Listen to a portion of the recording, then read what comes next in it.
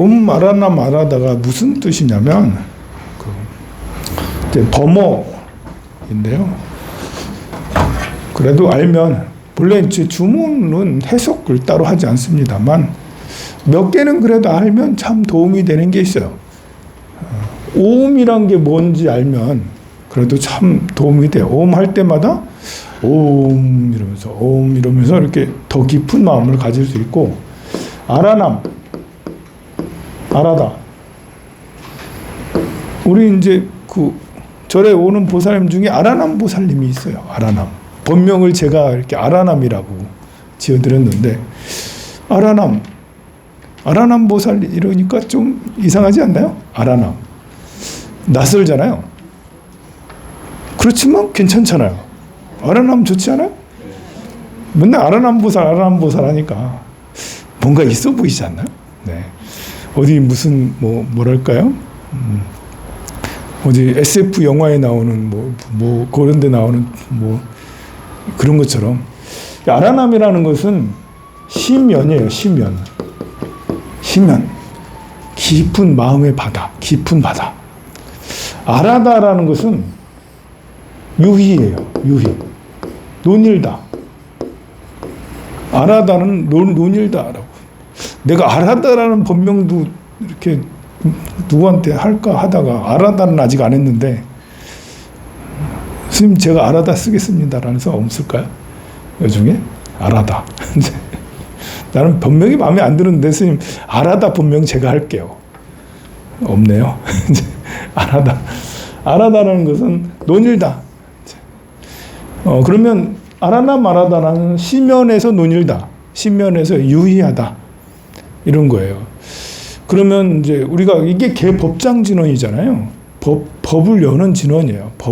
법문에 들어가는 진원이에요. 법을 열어서, 그러니까 팔만대장경 창고를 열어서 쑥 들어가는 게 아라나 마라다라는 이제 개법장 진원이죠. 그러면 오음이라는 것은 우리의 본성, 태초의 소리, 처음과 끝, 소 울음소리, 어머니의 소리, 이런 거라고 할 수 있는데요. 그래서 옴이라는 것은 따로 해석하지 않고 옴 이러면서 아하고 오하고 거의 중간이거든요. 옴 이러면서 이제 우리가 소리 명상 중에 가장 기본이 되는 소리가 옴이요. 옴 이렇게 여러분들 이렇게 앉아가지고 가부좌 들고 딱 앉아서 옴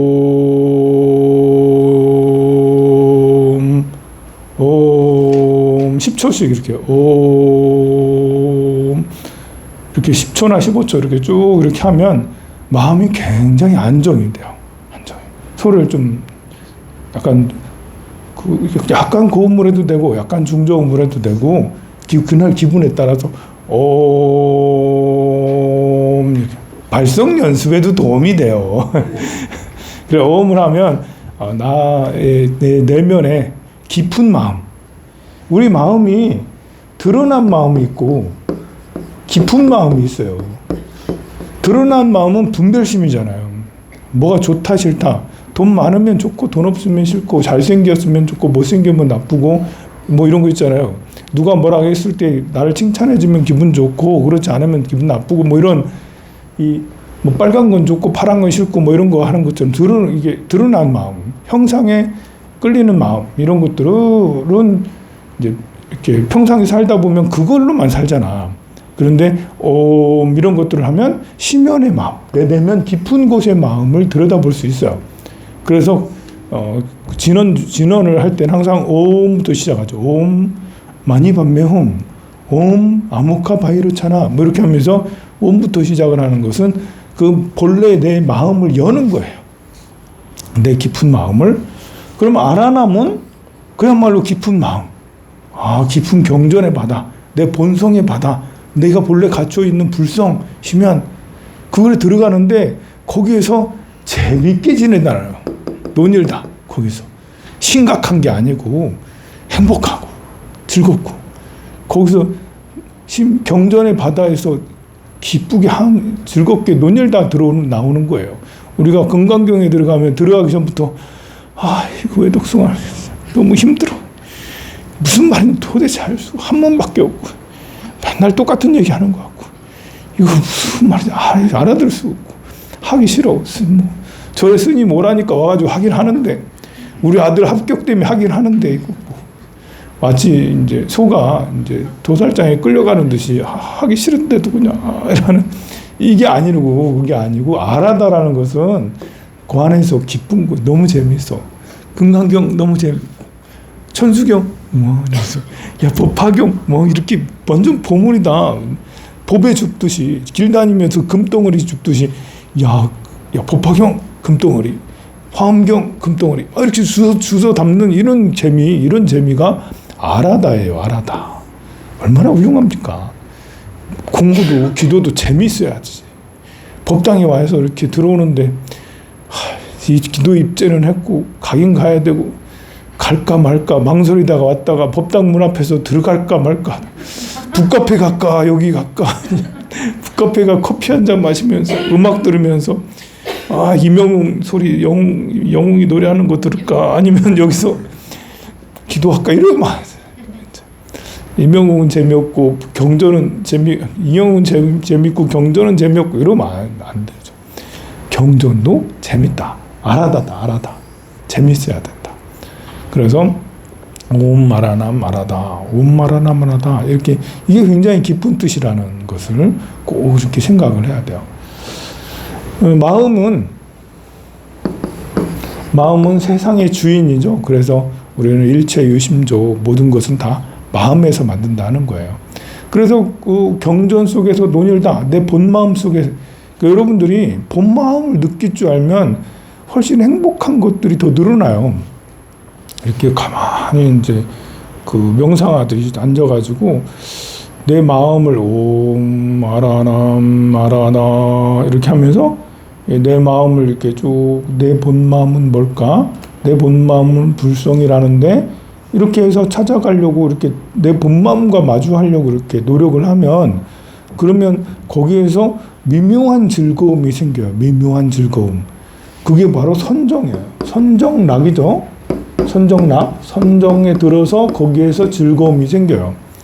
우리는 이렇게 그 즐거움이라는 게 행복이라는 게 우리 아들 합격했어요. 돈 100만 원 입금됐어요. 당신 예뻐요. 잘생겼어요. 이렇게 해서 생기는 그런 즐거움이 아니에요. 좋은 일 생겼을 때만 즐거움이 있는 게 아니죠. 좋은 일 생겼을 때 생기는 즐거움은 거친 즐거움이죠. 미세하지가 않아요. 오래 가지 않아. 이렇게 감각적인 즐거움이라고 그러잖아요. 감각적인 즐거움은 오래 가지 않아요. 말초신경을 자극하는 거예요. 여러분들 매운 음식 좋아하나요? 매운 음식이 처음에는 이렇게 속 아프고 이렇게 목 아프고 설사도 하고 좀 안 좋아요. 그래 애들이 매운 음식 먹는 걸 못 먹잖아. 그런데 여러분들 매운 음식 어렸을 때부터 계속 먹다 보니까 이제는 매운 거 찾잖아요. 김칫국이 맵쌀하지 않으면 그게 김칫국이에요? 김칫국이 맵쌀하지 않으면 김칫국은 약간 맵쌀해요. 콩나물국도 약간 맵쌀한 것이 더 맛있지 않나? 네. 콩나물국에 고춧가루 확 뿌려가지고 심지어 여러분들 짜장면에도 고춧가루 확 뿌려가지고 짜장면. 어떤 사람은 감기 걸렸다면 소주에도 고춧가루 뿌리고 전 세계가 매운 음식 난리잖아요. 전 세계가 우리 불닭볶음면 만들어가지고 삼양에서 그 엄청나게 매운 거를 개발해가지고 불닭볶음면을 내놨더니 사람들이 불닭볶음면 먹고 이런 거를 이제 자꾸 동영상 올리고 막 이러니까 그게 챌린지가 됐어. 그래가지고 그 챌린지 된 지 오래됐어. 잠시 유행하다 그칠 줄 알았는데 한 7, 8년 전에 챌린지 하더니 지금까지도 그게 챌린지. 심지어 불닭볶음면 소스가 그렇게 많이 팔려. 볶으면 라면도 많이 팔리지만 거기에 있는 소스 있잖아. 그걸 전 세계 난리예요 보면. 근데 이렇게 매운 것은 자극적이잖아요. 이거 매운맛은 우리가 매운맛을 즐겁다라고 느끼는 게 아니래요. 뇌에서는 본래 그 음식의학과에서는 매운맛이라는 게 우리 단맛, 신맛, 짠맛 이렇게 달달할 때는 뇌에서 달달하다라는 신호를, 즐겁다, 좋다라는 신호를 주는데 매운맛이 들어가면 고통스럽다. 고통스럽다는 신호를 준다라는 거예요. 그러니까 우리가 이상한 이제 이렇게 보통 변태라고 하면 그 텔레비전 한 번씩, 영화에서 한 번씩 나오잖아. 무슨 관계하면서 막 때리고 막 때리는데 더 때려 막 이렇게 하는 것처럼 때리는 맞는 게 그렇게 행복한가? 그런 사람도 있는가 봐요. 그런 것처럼 그게 익숙해져서 그 매운 음식도 처음엔 고통인데 나중에는 매운 음식에 익숙해지면서 중독 현상이 일어나가지고 매운 것을 찾고 더 즐겁고 하는 거예요. 그러니까 이게 말초신경을 자극해서 순간적으로 우리가 고통의 신호를 이거 너무 짜릿하다라는 것을 행복한 걸로 이제 생각을 하게 되는 거예요. 우리가 이제 순수한 즐거움이 있어요. 묘한 즐거움 있죠. 고요한 즐거움. 선정은 고요한 즐거움이에요. 근데 거친 즐거움. 우리가 이제 뭐 이렇게 그 아들이 합격했다, 돈이 많이 들어왔다, 뭐 이런 것들은 그 순간 정보를 입수를 하고는 야, 합격이래, 뭐 이렇게. 대기업의 삼성전자 합격이래, 뭐 이렇게 하니까 막 너무 기분이 좋은 것은 말초신경을 자극하는 거죠. 근데 그거는 오래 가지가 않아요. 오래 가는 것은 고요한 즐거움. 이 고요한 즐거움은 선정에서 생기는 거. 오 말하나 말하다에서 생기는 오 말하다 하니까 내 내면과 마주해서 내 내면을 보는 걸 말하는 거예요. 내 내면을. 내면과 마주하면 그러면 고요한 즐거움이 생기고, 고요한 즐거움은 자존감을, 근자감을 아주 크게 상승해요. 고요한 즐거움을 가지고 있으면 이렇게 그 탄력성이 굉장히 좋아져서 누가 날 비난해도 금방 다시 회복할 수 있어요. 누가 날 시기 질투해도 담담할 수가 있다고요. 가까운 사람이 병들거나 서로 죽는다 해도 이렇게 다시 회복할 수가 있어요. 그런데 우리 사람들은 말초신경만 따르고 보이는 형상에 끌려다니면 한번 커다란 충격이 생기면 뭐 누가 죽거나 불합격이 되거나 실패하거나 이러면 재기불능할 정도로 막 몇 달 동안 헤매고 막 잠도 못 자고 막 이렇게 괴로움, 눈물 속에 막 있고 막 이렇게 심지어 하여간 그런 일들이 생기는데 그것은 형상을 너무 따르고 본 마음에서 벗어나 있기 때문에 그래요. 그래서 본 마음을 찾는 그런 시간을 계속 오랫동안 갖고 또 이 세상에 대한 이런 통찰의 힘을 인간 세계는 이렇게 살아가는구나라는 것들을 해야 되겠죠. 우리가 이제 실체를 제대로 파악하는 거, 실체 파악을 제대로 하는 거 진짜 중요하죠. 이런 거는 이제 나와 남이 다르지 않음을 알고 이해를 하려고 노력하면 실체를 파악을 할 수가 있어요. 그럼 나의 실체, 상대의 실체를 제대로 볼 수가 있죠. 그리고 역시 이것은 본 마음을 바탕 삼아서 실체 파악을 하는 것이 본 마음은 뿌리와 같은 거고 실체 파악을 하는 것은 내가 이제 형상에서 또 자유로울 수 있다라는 거예요. 아무리 본 마음을 잘 살펴본다 해도 내가 왜곡된 시선을 가지고 있으면 실체를 잘못 파악을 하면 사람들을 늘 오해를 하게 돼. 저 사람은 날 미워하는가 보다. 아니 좋아서 농담한 거를 저 사람은 날 미워하기 때문에 날 놀리는 거다 이렇게 판단을 해서 아무리 본 마음을 열심히 잘 파악을 해서 뿌리가 튼튼하다 하더라도 이 남한테 지속적으로 미움받는다 생각을 갖거나 남이 날 이렇게 못된 사람으로 본다든지 뭐 자기 자신에 대해 사람들이 계속 사람들하고 자꾸 싸워봐요. 자꾸 갈등해봐요. 좋지 않은 관계가 계속돼 봐요. 그럼 뿌리가 아무리 튼튼해도 이 위에서 자라는 게 싹둑싹둑 잘려져 버리기 때문에 이게 어려워요. 잘 행복하기가 어려워요. 그래서 실체 파악을 하는 것은 참 중요하죠. 나와 대중과의 코드가 맞아야 돼. 내 본 마음과의 코드도 맞아야 되지만 나와 상대와의 관계에서도 자유로워야 되거든요. 이렇게 여러분들하고 다 있으면 여러분들과 나의 관계가 다 좋아야 되잖아요. 그렇죠. 저 좋아해요? 좋아하죠, 여러분들? 싫어하지 않죠? 이래야 된다니까요. 그래야지 제가 여러분들한테 이렇게 인사도 잘하고 또 이렇게 부탁할 거 있으면 부탁하고 혼낼 거 있으면 어이 그 보살님 그러지 마세요. 이렇게 그렇게 할 수가 있잖아요. 제가 눈치 봐가면서 이런 말 하면 좀 그런데 막 이렇게 하고 있으면 그거 참 여러분들도 저랑 관계가 좋으면 쌤 그런 거 아니에요, 쌤. 이러면서 이제 저한테 건의도 할 수가 있고, 쌤 사랑해요 이렇게 할 수도 있고, 그렇게 서로 얼마나 좋습니까? 그런데 이제 사람과의 관계뿐만 아니라 물질과의 관계도 잘해야 돼. 이 등을 다는데 등을 잘 만들었잖아요. 얼마나 잘 만들어서 깨끗하고 깔끔하고 예쁘게 잘 만들었어. 그리고 이렇게 등표도 아주 잘 달아놨고요. 이거는 이제 사람과의 관계가 아니라 물건과의 관계잖아요. 물건을 잘 다루는 사람을 기술자라고 그래요. 그럼 건축을 잘하고 물건을 잘 다루고 저 책을 잘 만들고 책상과 의자 뭐 이런 장판들을 잘 깔고 이런 걸 잘하면 먹고 사는데 지장이 없어요. 먹고 사는데 지장이 없어. 그런 직업을 가지면 되잖아. 먹고 사는데 하나도 지장이 없어. 물질이 풍부해. 또 돈하고 또 친하면 돈하고 그렇게 이렇게 없으면 부자가 또 돼. 재테크가 중중중중 잘 되고 하는 이런 거잖아요. 그래서 실체를 파악을 잘 하는 것은 노력이 필요한 거예요, 사실은. 사람과의 관계에서도 여러분이 무슨 생각하는지들을 잘 알아야 되는 거잖아요.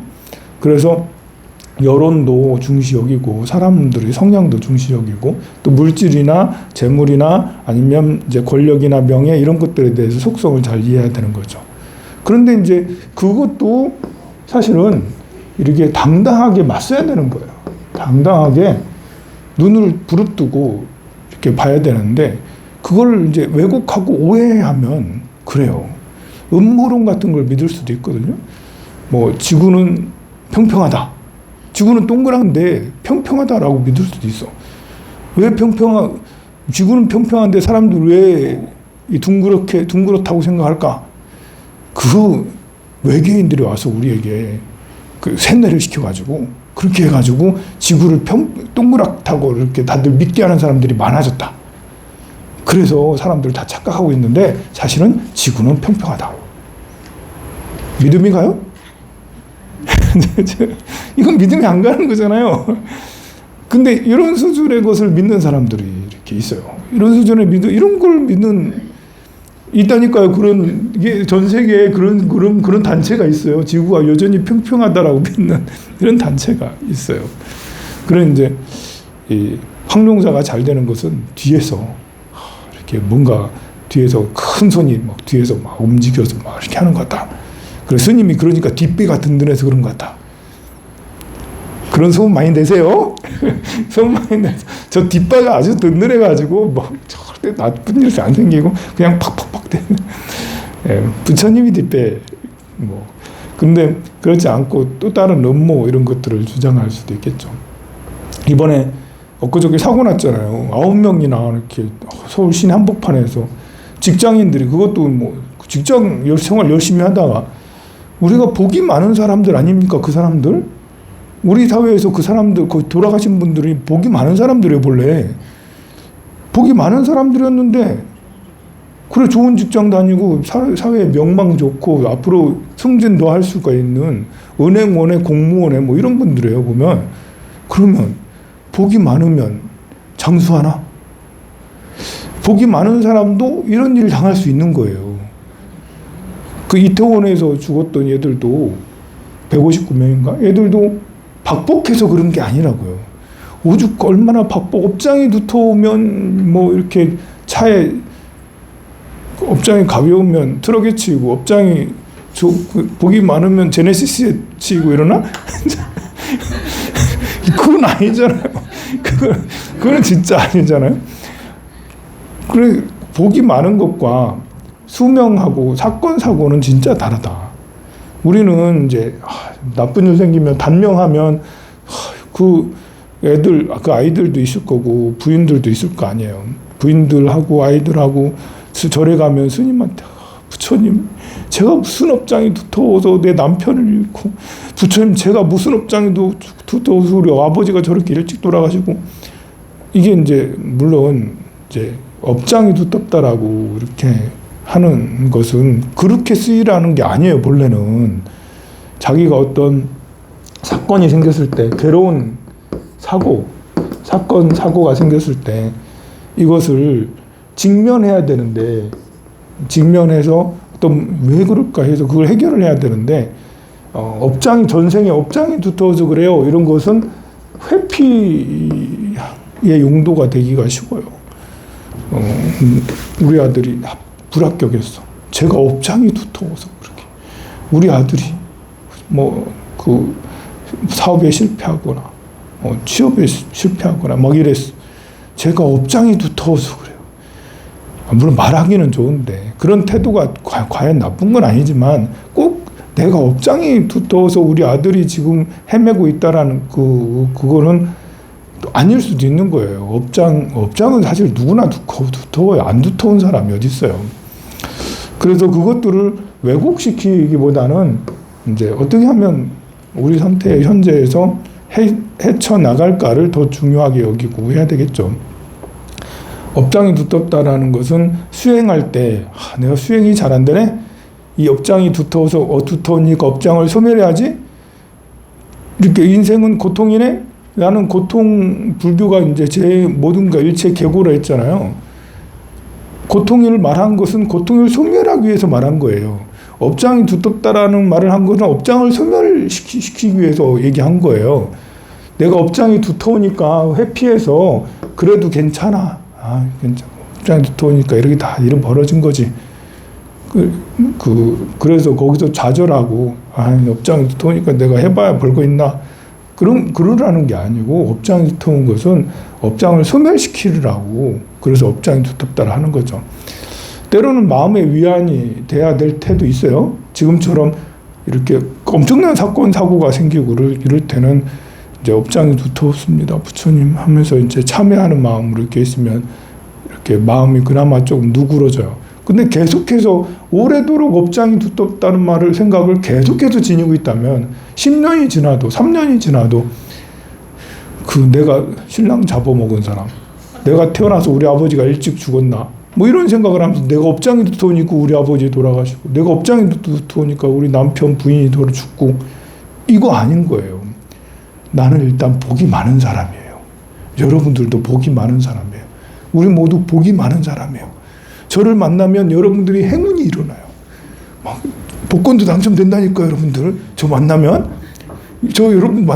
저 만나면 안 되는 일이 없이 다 잘 될 거예요. 다 잘 돼. 나만 그런 생각을 갖는 게 아니고 모두 다 여러분 모두 다 나를 만나서 상대가 잘 된 거야. 상대가 우리 아들이 실패할 수도 있지. 하지만 나를 만나서 실패한 게 아니야. 좀 지나면 또 다시 잘 될 거야. 언젠가 계속 안 돼. 언젠간 또 잘 될 거야. 나는 이제 한 번씩 이게 업장이 두텁다라는 생각과 부정적인 업장이 두터워요라면 부정적인 생각, 긍정적인 생각 이게 3대 7 또는 2대 8 정도 이렇게 해야 되는 거죠. 긍정적인 생각이 훨씬 더 많아야 되는데 이 긍정적인 생각이 그냥 무조건 긍정적인 생각만 많아야 된다는 게 아니라 우리 본 마음의 바탕이 된 옴 말하나 말하다 내 심연에 본 마음에 바탕된 그런 긍정적인 마음이 많은 상태가 있고 한 번씩 우울 슬픔 이건 아닌 것 같아 나 잘못했어 내 때문에 우리 아들이 망했어 내 때문에 우리 남편 부인이 망했어 내가 황룡사 다니니까 절이 안 되는 것 같아 아무래도 뭐 이렇게 생각을 하는 것은 잠시 그렇게 생각을 할 때 내가 고치려고 이렇게 다니면 안 되는구나 내가 기도를 더 열심히 해야 되는구나 하면서 고치려고 하게 되거든요. 너무 긍정적이면 노력을 하지 않을 수가 있거든요. 그러니 이걸 잘 해서 판단을 해서 했으면 좋겠습니다. 공양 맛있게 드시고요. 행복하십시오. 우리 행복한 이유 5가지 꼭꼭 기록하시고 이 행복한 이유 5가지를 하라는 것도 역시 이런 이유에서 하는 겁니다. 선물하세요.